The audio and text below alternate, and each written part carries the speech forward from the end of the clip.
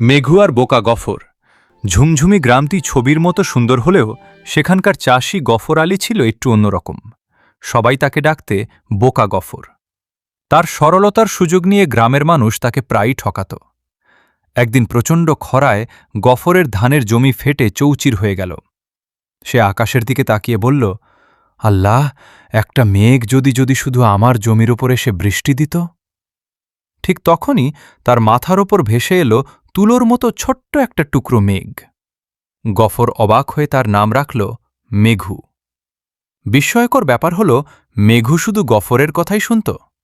গফর যেখানে যেত মেঘু তার মাথার ওপর ছাতা হয়ে ছায়া দিত, আর গফর ইশারা করলেই ঝমঝমিয়ে তার জমিতে বৃষ্টি নামাত। গ্রামের মোড়ল এই অলৌকিক মেঘের কথা জানতে পেরে হিংসায় জ্বলে উঠল। সে এক রাতে এসে গফরকে হুমকি দিল, এই মেঘু তোর একার নয়, এটা পুরো গ্রামের সম্পদ। কাল সকালে একে জমিদার বাড়িতে জমা দিবি, নয়তো তোকে গ্রাম ছাড়া করব। পরদিন সকালে গ্রামের সবাই জড়ো হল।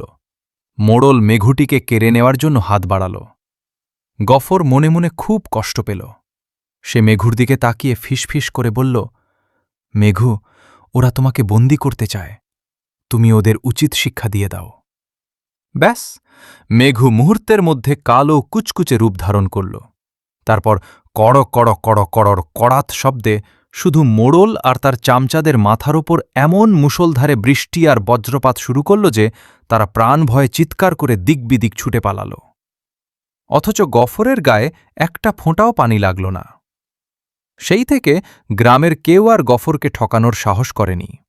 আর গফর ও তার ছফর ও তার ছোট্ট বন্ধু মেঘু মিলে পুরো গ্রামের ফসলের মাঠকে চিরসবুজ করে রাখল।